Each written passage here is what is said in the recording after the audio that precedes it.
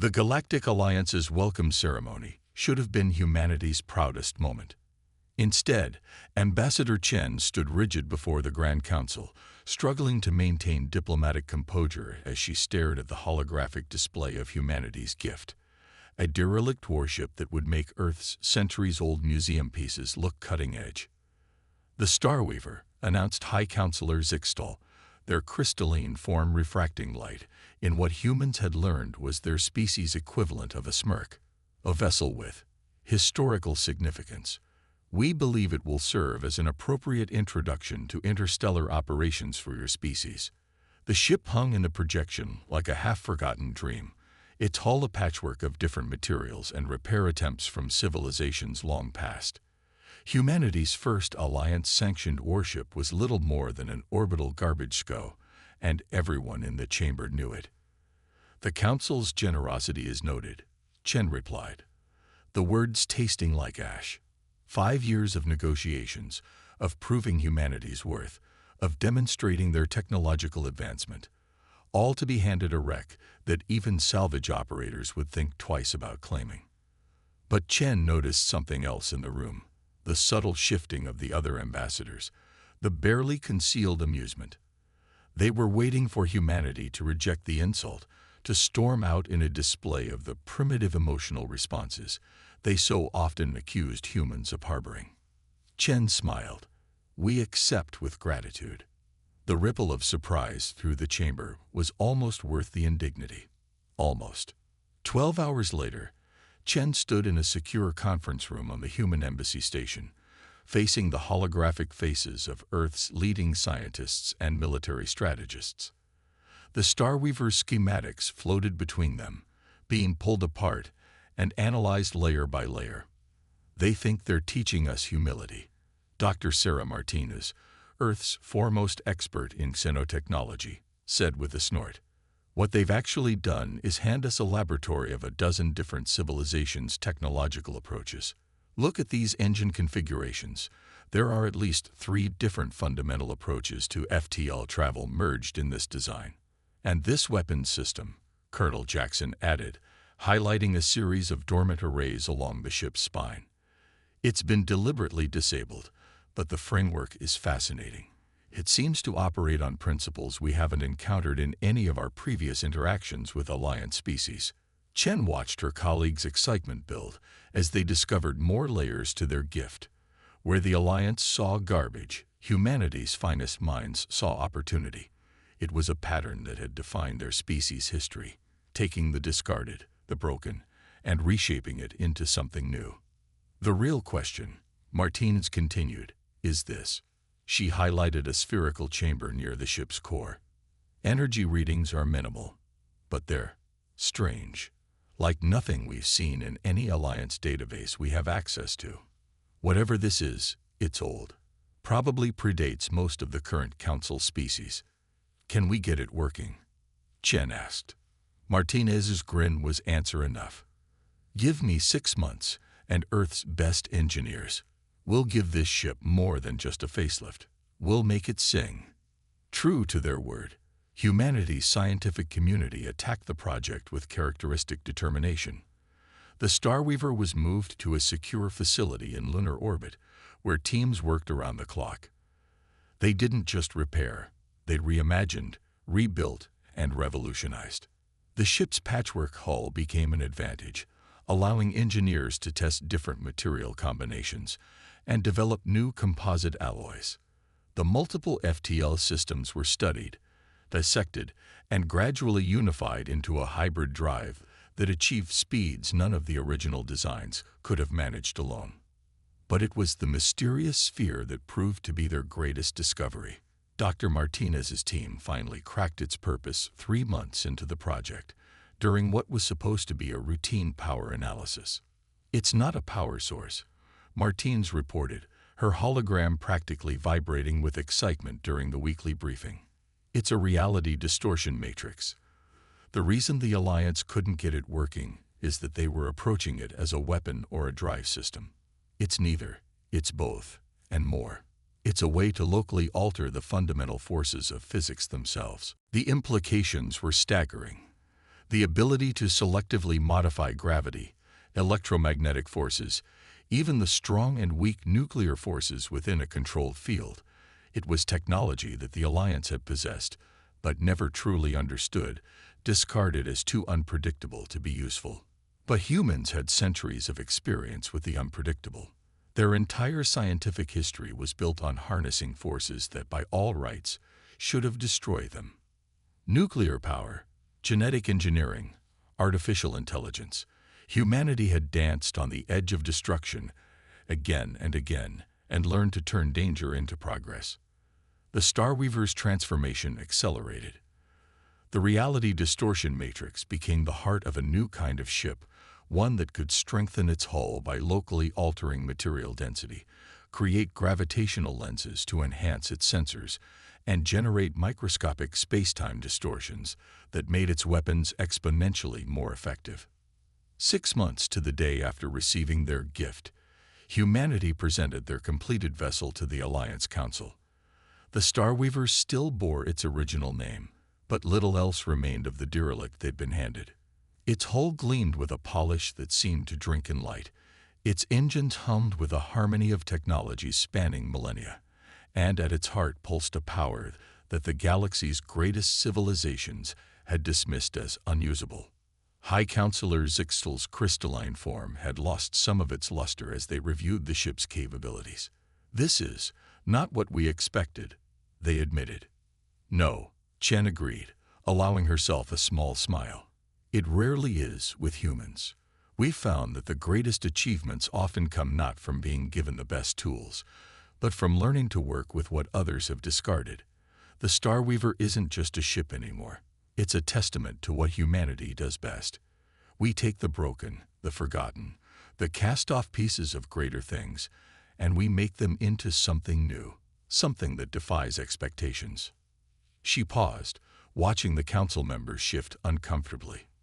"We look forward to showing you what else we can do with your generous gifts." The ceremony ended quietly, but its implications echoed through the Alliance like thunder. Humanity had been given a test of humility, and they had turned it into a demonstration of their greatest strength, the ability to see potential where others saw only waste, to find unity in disparity, and to transform adversity into advancement. The Starweaver took its place in the Alliance fleet, no longer a symbol of humanity's limitations, but a harbinger of their potential. And in the years to come, as its innovations spread and its influence grew, the galaxy would learn again and again that humanity's greatest gift was not the ability to create perfect things, but to make imperfect things work in ways no one had imagined possible. The Alliance had tried to teach humanity its place in the galaxy. Instead, they had given them the key to redefining it entirely. Captain Maya Rodriguez stood at the Starweaver's observation deck, watching distant stars blur past in streams of light that shouldn't have been possible according to conventional physics. 6 months into their maiden voyage, and they were still discovering new ways to bend reality. "Captain, we're ready for the next test." Dr. Kai Chen's voice came through the ship's comm system. Despite sharing the surname with the ambassador, the young physicist was no relation, though he shared her talent for turning impossible situations into opportunities. "On my way," Rodriguez replied, taking a final look at the star streams. The reality distortion matrix had turned their FTL travel into something that made even veteran Alliance pilots nervous. Good. The testing chamber had become the heart of the Starweaver's ongoing evolution. Where the rest of the ship gleamed with purpose, this room remained deliberately stark. Empty space was crucial when you were experimenting with the fundamental forces of the universe. Dr. Chen stood before a holographic display that showed cascading equations and real-time physics readings. Around him, a team of scientists and engineers from a dozen Earth nations worked in perfect synchronization. If the Alliance thought humans were primitive, they'd never seen a group of terrestrial scientists with a puzzle to solve. "We've identified another resonance pattern in the matrix," Chen explained as Rodriguez entered. The original builders weren't just manipulating individual forces, they were creating harmonics between them, like playing chords instead of single notes. Rodriguez had learned to translate scientists' speak over the months. What can we do with it? Watch.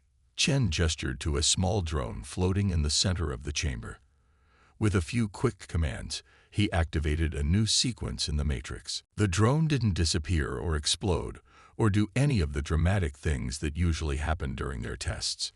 Instead, it seemed to become more real, more present, as if someone had suddenly adjusted the universe's contrast settings. We're selectively increasing the strength of electromagnetic bonds within the drone's material structure, Chen explained, his excitement barely contained, making it orders of magnitude stronger without adding mass or changing its fundamental composition. Rodriguez studied the readings. Can we apply this to the hull? Better. Chen's grin widened. We can apply it dynamically. Strengthen specific sections in response to damage or stress. Redirect energy through reinforced pathways. Even create temporary hard points anywhere on the ship. The power cost is minimal compared to our shield systems. The implications were staggering. The Starweaver was already unlike anything in the Alliance fleet. This would make it nearly indestructible. There's more, Chen continued, bringing up another set of equations. Remember how we discovered we could create localized gravitational lenses for our sensors? We found a way to invert the process. Instead of bending space to enhance our perception, we can bend perception around space. You're talking about a cloaking device, Rodriguez said, remembering countless science fiction stories from Earth's past. Not exactly. Traditional cloaking is about preventing detection. This is about active misdirection. We can make the ship appear to be where it isn't, or make multiple false images, or even make it look like a completely different class of vessel. The Matrix doesn't just bend light. It bends probability itself. The testing continued for hours. Each new discovery led to 3 more applications. Each limitation became a challenge to overcome. The human crew approached the ancient technology, not with the reverence or caution of the Alliance species, but with the reckless curiosity that had defined their species since they first looked up at the stars and decided to reach them. But it wasn't until a routine maintenance cycle 3 weeks later that they made their most significant breakthrough. Sarah Chen, one of their junior engineers, noticed something odd in the Matrix's background harmonics during a power adjustment. It's like an echo, she explained to the gathered senior staff. But not of anything we're doing. It's responding to something else, something out there. She pointed to the starfield beyond the ship's hull. Dr. Chen's eyes widened as he reviewed the data. The Matrix isn't just manipulating local physics, he breathed. It's communicating with the fabric of space-time itself. Those aren't echoes. They're responses. The revelation changed everything. The Matrix wasn't just a tool for bending reality. It was an interface for communicating with it. The ship's original builders hadn't created a weapon or a drive system. They'd created a way to ask the universe itself to modify its laws, and now humanity had accidentally learned its language. The next 3 months were a blur of discovery and innovation. They learned to ask space to part before them, making their FTL travel even more efficient. They found ways to suggest that entropy might want to flow differently around their power systems, increasing their energy efficiency beyond anything the Alliance had achieved. They even began to experiment with convincing quantum probability to favor certain outcomes over others. The Alliance observers assigned to monitor the Starweaver's progress grew increasingly uneasy. Where they saw dangerous manipulation of forces best left untouched, humans saw an ongoing conversation with the cosmos itself. The ship's crew didn't just use the technology. They played with it, pushed its boundaries, treated universe-bending physics like a puzzle to be solved rather than a power to be feared. Your species' approach to the Matrix is concerning. The Alliance's scientific liaison, a being of pure energy named Zexathor, commented during one demonstration. These forces were meant to be respected, not treated as toys. With respect, Rodriguez replied, watching as her crew prepared another test. Humanity's greatest discoveries have always come from treating the impossible as a challenge rather than a warning. We respect these forces precisely because we're willing to understand them, not just accept them. As if to punctuate her point, the test chamber lit up with a new demonstration, a perfect microcosm of a solar system, created by convincing a few cubic meters of space that it might enjoy hosting a few planets for a while. The Starweaver was no longer just a ship that defied expectations. It had become humanity's proof that the universe itself could be negotiated with, that reality was more flexible than anyone had imagined, and that the only true limits were the ones you chose to accept. As news of their discoveries spread through Alliance space, the galaxy's reaction was divided between awe and alarm. Humanity had not just restored a derelict ship, they had transformed it into something that questioned the very nature of what was possible. And they were just getting started.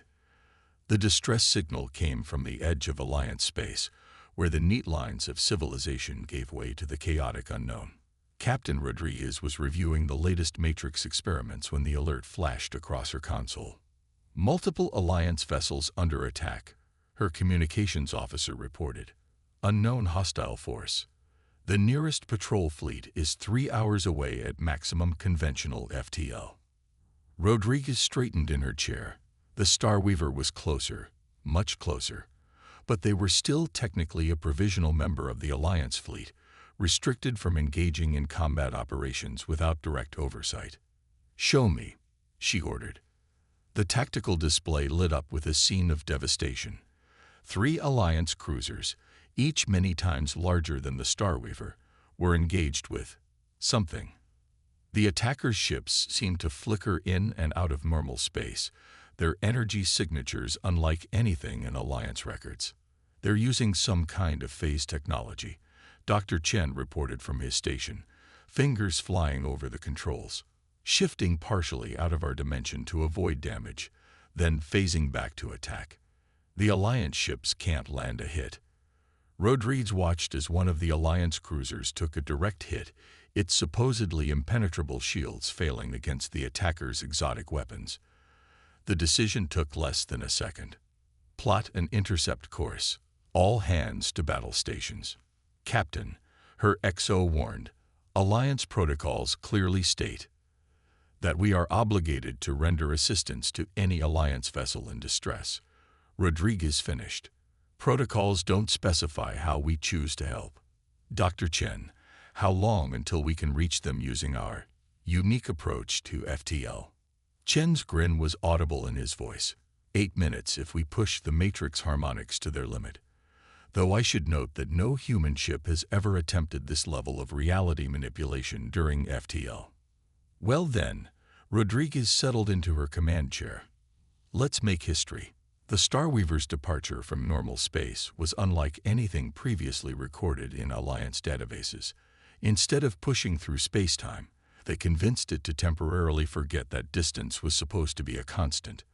Reality rippled around them like water, and 8 minutes later, they emerged directly into chaos. The situation had deteriorated. One Alliance cruiser was completely dark, another was venting atmosphere from multiple breaches, and the third was surrounded by the phase-shifting attackers, its weapons firing uselessly through their ghostly forms. "Analysis," Rodriguez commanded. "Their phase technology is impressive," Chen reported, "but it's brute force. They're simply pushing their ships partially out of our dimension. The Matrix, it's showing me something interesting. Their transitions leave traces in spacetime, like ripples. We might be able to use that." "Might. Give me 2 minutes and free rein with the Matrix." Rodriguez nodded. "You have 1 minute. Tactical, prepare to run interference. Let's show them what a primitive human ship can do." The Starweaver moved like a dancer among giants, its smaller size now an advantage. While the massive Alliance cruisers struggled to track the phase-shifting attackers, the human vessel wove between them, its reality-reinforced hull shrugging off the few hits that landed. "Got it," Chen announced. "They're not just leaving ripples, they're leaving mathematical echoes in spacetime. The Matrix can see the pattern. If we generate a counter-resonance." "Do it," Rodriguez ordered.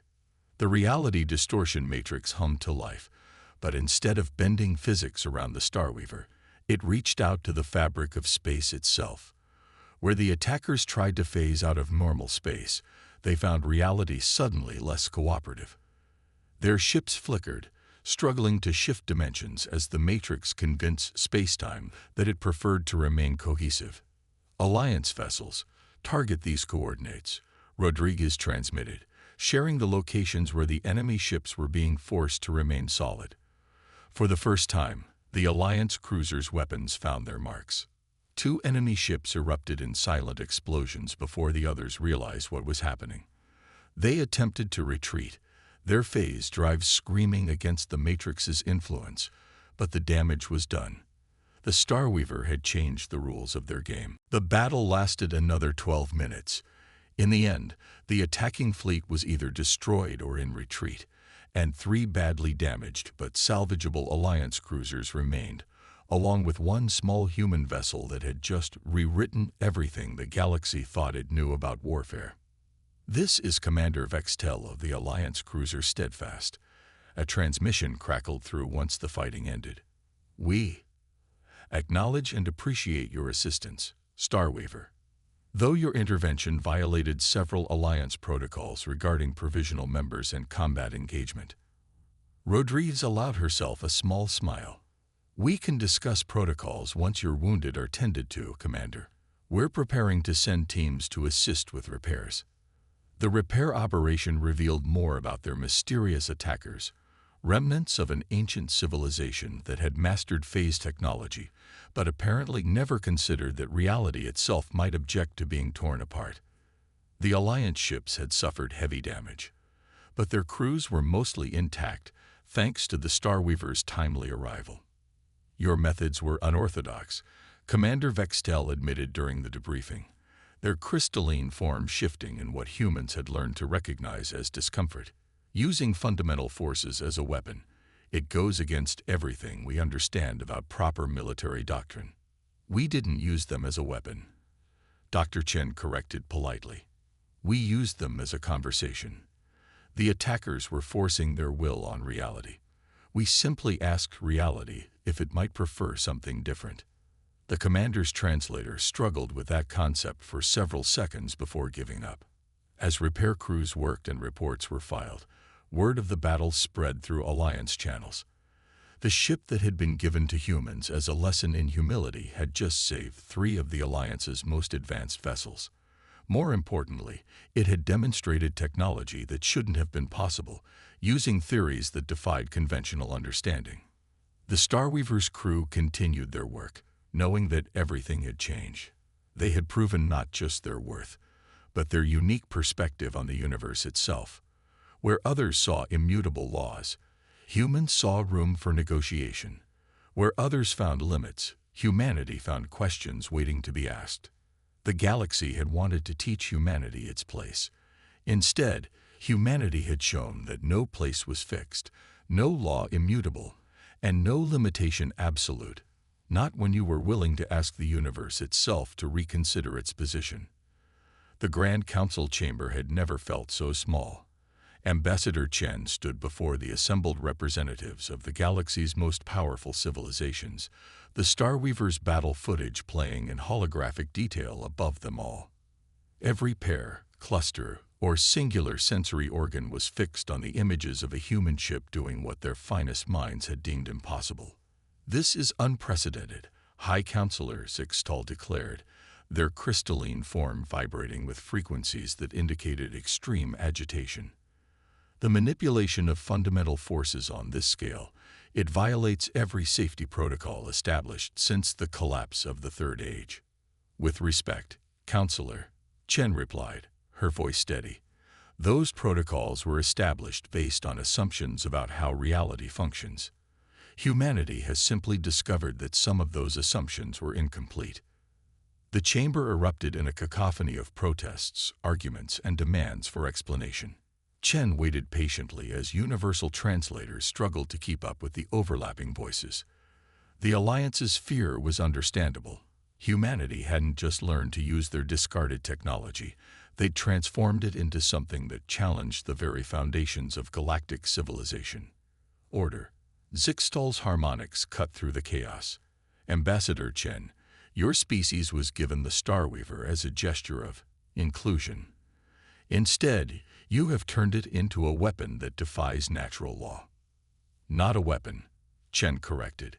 A tool, and not defiance of natural law, but cooperation with it. The difference is crucial. She gestured to the holographic display, which now showed detailed readings from the battle. The phase-shifting attackers were forcing their way through dimensional barriers. The Starweaver's crew found a way to ask those barriers if they would prefer to remain intact. The universe, it seems, has preferences. The silence that followed was profound. The idea that reality itself might be negotiable, that the fundamental forces that governed existence could be engaged in dialogue rather than simply harnessed or opposed. It went beyond radical. It was revolutionary. Impossible, declared the science minister of the quantum collective, their probability cloud fluctuating with certainty. Reality is governed by immutable laws. It cannot be reasoned with. Perhaps, Chen suggested, that assumption is precisely why your civilizations never fully understood the Matrix technology. You approached it as a tool for imposing your will on the universe. We approached it as a means of communication. The debate raged for days. The Alliance's greatest scientists demanded access to the Starweaver's data, while military strategists argued for restrictions on humanity's use of the technology. Through it all, Chen maintained her position. Humanity hadn't broken any laws of physics. They had simply learned to ask politely if those laws might be flexible under certain circumstances. But it was Dr. Kai Chen's presentation to the Scientific Council that truly shifted the paradigm. The young physicist stood before the galaxy's most brilliant minds and showed them something that changed everything: the mathematics of courtesy. The Matrix doesn't generate reality warping fields, he explained, his equations floating in the air like poetry. It generates possibilities. When we want to strengthen our hull, we don't force the electromagnetic forces to intensify. We present space-time with a compelling argument for why stronger molecular bonds might be interesting in that particular region. He highlighted a particular set of harmonics. See these patterns? They're not commands. They're inquiries. The universe responds not because we're forcing it to, but because we're engaging with it as a participant, rather than trying to dominate it as a ruler. The implications rippled through Alliance space like waves in the quantum foam. Humanity hadn't just discovered a new way to use old technology. They had stumbled upon a fundamental truth about reality itself. The universe wasn't a machine governed by unchangeable laws. It was a conversation waiting to happen. Ships began arriving from every corner of Alliance space, carrying scientists, philosophers, and mystics, all eager to learn humanity's approach. The Starweaver became not just a ship, but a symbol of a new way of thinking about existence itself. Your species continues to surprise us, Zexthor admitted to Captain Rodriguez during one of the many diplomatic visits. The energy being had been among the first to grasp the implications of humanity's discovery. We gave you our cast-offs, expecting you to learn your limitations. Instead, you taught us that we had limited ourselves. Rodriguez watched as another team of Alliance scientists marveled at the Starweaver's reality distortion matrix, now understanding that its true power lay not in its mechanical complexity, but in its role as an interface for cosmic dialogue. Humans have always been good at finding potential in the discarded, she replied. Perhaps because our own history is full of moments where we had to reimagine what was possible. Every time humanity faced an impossible challenge, we didn't try to overpower it. We found a new way to understand it. The change wasn't just technological. Alliance species began to re-examine their own assumptions about reality, about progress, about the nature of civilization itself. The idea that the universe might be more flexible than they had imagined, more responsive to creativity than to force, sparked a renaissance of thought across the galaxy. And through it all, the Starweaver continued its mission, no longer a symbol of humanity's limitations, but a beacon of unlimited potential. Each discovery, each innovation, each successful conversation with the cosmos added to a growing understanding that the universe was far more interesting than anyone had imagined. The Alliance had wanted to teach humanity to accept the established order of things. Instead, humanity had taught the galaxy that order itself was negotiable, that progress came not from accepting limitations, but from questioning them, and that the greatest discoveries often came from being willing to simply ask the universe, what if? 5 years after the Starweaver's first reality-bending voyage, the ship rested in high orbit above Earth, its hull gleaming in the sunlight of humanity's home star. Captain Rodriguez stood on the observation deck, watching shuttles ferry delegates from across the galaxy to the planet below for the inauguration of the Universal Dialogue Institute. "Quite a view, isn't it?" Ambassador Chen asked, joining her at the window. Time had added a few gray strands to her hair, but her eyes still held the same determination that had helped humanity transform an insult into an opportunity. "Hard to believe it all started with a broken-down ship," Rodriguez replied, watching an Alliance diplomatic vessel pass below them, its hull incorporating design principles first developed on the Starweaver. "They thought they were giving us a lesson in limitations," Chen mused. "Instead, they gave us the key to understanding that limitations themselves were negotiable." The Universal Dialogue Institute represented humanity's greatest contribution to galactic civilization, not just the technology to communicate with reality itself, but the philosophy behind it. The idea that the universe was not a set of immutable laws to be fought against or submitted to, but a living system that could be engaged with, reasoned with, even persuaded. Latest report from the Quantum Collective. Dr. Kai Chen's voice came through the ship's comm system. "Their adaptation of our harmonic protocols has increased the efficiency of their probability drives by 300%. Turns out reality is much more cooperative when you stop trying to force it to behave." The news was hardly surprising anymore. Across the galaxy, civilizations that had spent millennia building ever more powerful machines to impose their will on the universe were learning the power of simply asking nicely. The phase shift raiders that had once threatened Alliance space now found themselves unable to breach the fabric of reality. Not because of stronger defenses, but because space-time itself had been convinced that staying cohesive was more interesting. "The Council has formally approved the expansion of the human fleet," Chen informed them. 10 new ships, all incorporating Matrix technology. "Though I notice they're not giving us any more derelicts." Rodriguez smiled. "Maybe they finally learned that humans don't see garbage. We see potential waiting to be realized." Below them, Earth glowed like a jewel, now host to representatives from every corner of the known galaxy. The planet that had once been seen as a primitive backwater had become the center of a revolution in how sentient beings understood and interacted with the universe itself. The Starweaver's legacy wasn't just technological. It had sparked a fundamental shift in how civilizations approached progress. The Alliance species that had once prided themselves on their mastery over natural forces now sought to understand those forces, to work with them rather than against them. The results were transforming society at every level. "We've received another request from the Harmonic Conclave," Dr. Chen added. "They want to know if we'd be willing to share our research on temporal resonance patterns. Apparently, they're fascinated by the idea that time itself might be open to suggestion." "Approved," Rodriguez replied, with the usual caveat about responsible dialogue with fundamental forces. That had been one of humanity's first lessons. With the power to converse with reality came the responsibility to listen to its responses. Not every suggestion was accepted, and not every possibility should be explored. The universe, they had learned, had its own wisdom. A flash of light caught Rodriguez's attention. Another ship was emerging from FTL, but not with the violent tear through space-time that had once been standard. Instead, reality seemed to gracefully part around it, like curtains opening to welcome a guest.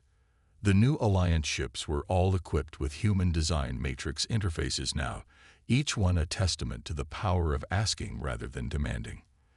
"They still don't quite understand us," Chen observed, watching the ship dock with practiced ease. "The older species, I mean. They see what we've accomplished, but they can't quite grasp why we succeeded where they failed. Because they started with the assumption that they needed to be worthy, Rodriguez replied. That they needed to be advanced enough, powerful enough, wise enough to command the forces of nature. We started with nothing but curiosity and the willingness to try something new. The observation deck fell silent as Earth's sun began to set, painting the planet below in shades of gold and purple. The Starweaver had begun its journey as a cast-off piece of history, a lesson in humility that had backfired spectacularly. Now it was a monument to humanity's greatest strength, the ability to see beyond what was to what could be. "What's next?" Chen asked, though she already knew the answer. Rodriguez smiled, watching the endless stream of ships arriving for the inauguration. Each one carried beings who had come not to teach humanity its place in the cosmos, but to learn from them how to find their own new place in a universe that turned out to be far more wonderful than anyone had imagined. "What's always next?" she replied. "We keep asking questions. We keep looking for potential in the overlooked and possibility in the impossible. We keep reminding the galaxy that the universe isn't a machine to be mastered or a problem to be solved. It's a conversation waiting to happen." The Starweaver hummed softly around them, its reality distortion matrix maintaining a gentle dialogue with the fabric of spacetime. In its bowels, human and alien scientists worked together, learning not just new technologies but new ways of thinking about existence itself. And in orbit around countless worlds across the galaxy, ships that had once forced their way through space now asked reality for permission, carrying with them humanity's greatest gift to the cosmos, the understanding that the universe itself was waiting for someone to simply stop and ask, "What if?" The lesson had come full circle. The Alliance had given humanity a broken ship to teach them humility. Humanity had taught the galaxy that true humility meant being willing to learn from everything, even reality itself. And in doing so, they had transformed not just a single vessel, but the future of civilization itself. The legacy of the Starweaver would echo through the ages not as a story of human defiance or alien misconception, but as the moment when the galaxy learned that the greatest achievements come not from imposing one's will on the universe, but from being willing to engage it in conversation.